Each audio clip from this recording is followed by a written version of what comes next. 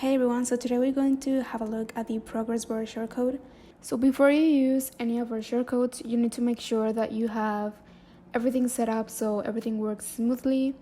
So I'm here in the ClickFix website, app.clickfix.io, and once you log in into your account, you are going to go to Start Here.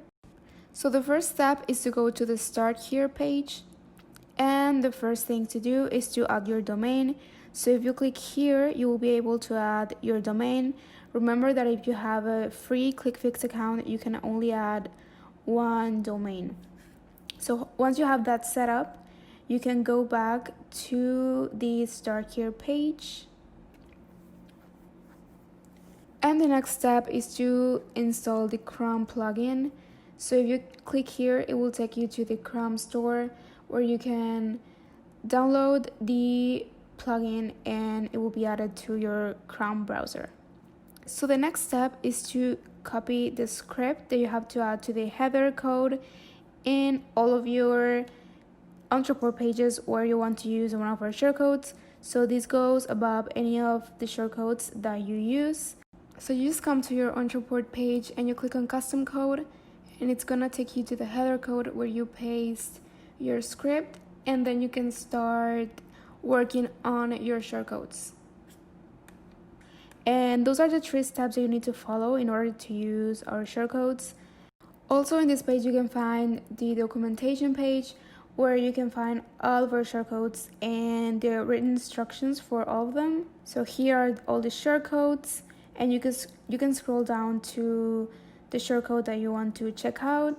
And also, if you have any other questions or you need more help, you can click on the support button and you will get a ticket to solve any of your doubts.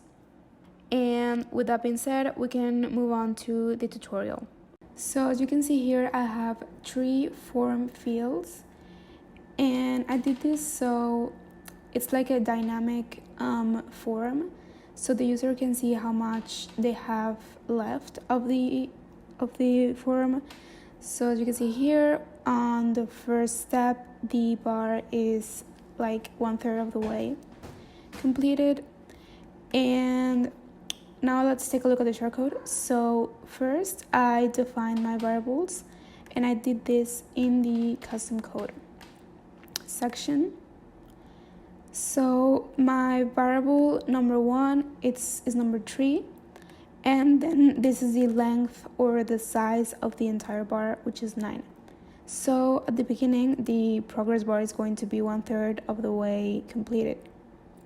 Then when the user clicks on the next button, it will trigger this code, which hides the rest of these form fields and buttons.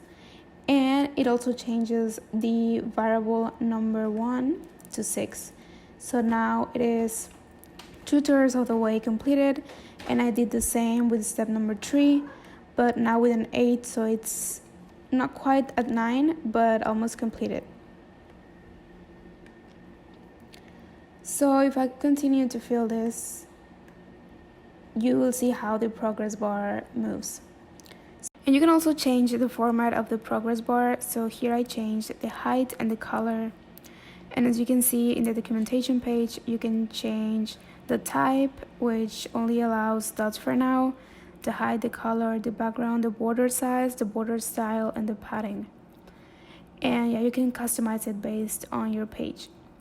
So now let's take a look at a more complex case. This is a application form, and it works the same way, but the code is a little bit longer because it's combined with a multi-step shortcode. There's also a video on how to use that one.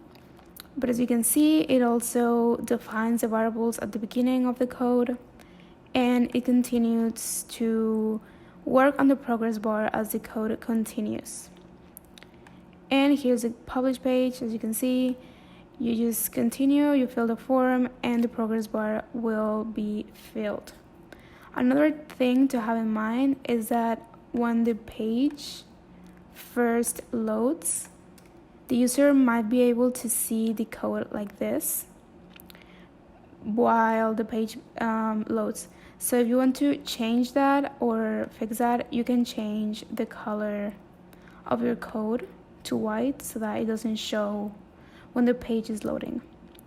So that's it for this video. I hope that this shortcut is useful, and I'll see you in the next video.